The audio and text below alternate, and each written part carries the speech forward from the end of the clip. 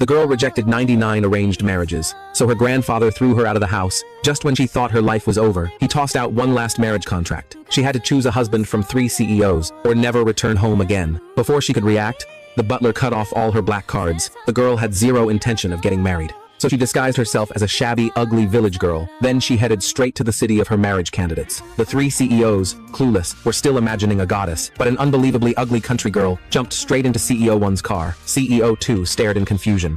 The girl flashed her ID confidently. She proudly reported her family name. CEO 2's face twisted in disgust. He complained that the arranged bride was a country bumpkin. The girl grew smug, because all she wanted was to scare them away. But just as she tried to frighten them, CEO 1 grabbed her. CEO 1 noticed something off. Her hands were soft and pale, not like a farm girl at all. Panicking, the girl explained that she was pampered at home and never did chores. CEO 1 didn't buy it, so the girl teased him, saying he must have fallen for her. CEO 1 freaked out and backed away. He swore he didn't have such heavy taste. CEO 2 mocked her too. The girl jumped with joy. Since no one liked each other, they could all just go home. But CEO 2 panicked, because the 3 CEOs were also forced to meet her by their grandfather. If none of them married her, all 3 would be kicked out. Helpless, CEO 1 grabbed her and tossed her into the car. The girl was stunned. She wondered how they could tolerate her. She needed stronger weapons. The moment she arrived at the CEO's house, she received piles of jewelry from Grandpa, so she acted like a gold-digging maniac. She pretended she had never seen such treasures. CEO 2 complained immediately.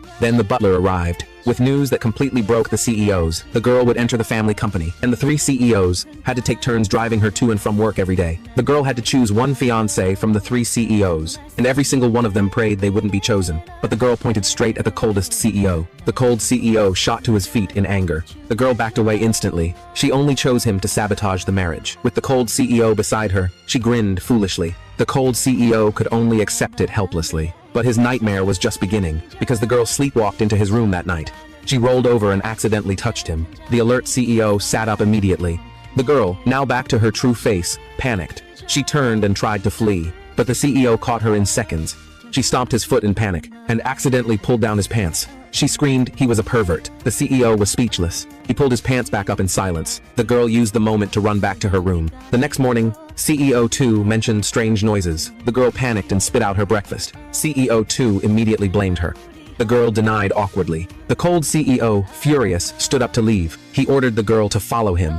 The girl stuffed a bun in her pocket and followed. At the company entrance, he confronted her. He already knew she was pretending to be ugly. He demanded her real purpose. The girl played dumb and tried to slip inside, but the CEO grabbed her. He told his assistant to assign her a job. Cut to the next scene, the girl in a janitor uniform. The girl started her first day, and her fiancé made her the cleaner. Her co-workers chatted excitedly about the CEO's fiancé arriving. None of them knew the cleaner beside them was the fiancé. The girl glanced over and got roasted for being the ugliest cleaner alive. One co-worker shoved a cup into her hands, told her to throw it out now. The girl almost walked out and quit life on the spot, but the next second, she could only swallow it and turn around. The girl accepted her tragic fate. She tossed the cup like a perfect 3-pointer, then grabbed a broom and started sweeping. 3 seconds later, she found a stool and sat down. A bucket next to her suddenly tipped, knocking a coworker over and spilling documents everywhere. The mean girl exploded instantly. Before the girl could apologize, a slap landed on her face. The girl's eyes went dark. Hunt mode activated. She beat the mean girl until she begged for mercy. The CEO happened to walk in at that exact moment.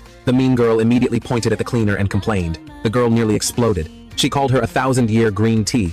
The CEO, already numb from her chaos, took her to his office. He grabbed her hand and pinned her at the desk. He demanded to know her real identity. No country girl could fight like that. Seeing she was about to be exposed, the girl panicked. She explained she fought boys back home as a child. The CEO didn't buy a word. He grabbed her chin and told her to speak the truth. The girl panicked and jumped onto his desk. She begged him, saying she only wanted a simple job, no secret identity. The CEO froze speechless for a second. Then he noticed how cute she looked. To punish her, he made a new rule. If she liked fighting so much, she would clean in the morning and work security at night. The girl's world collapsed instantly. She almost revealed she was a Beijing heiress.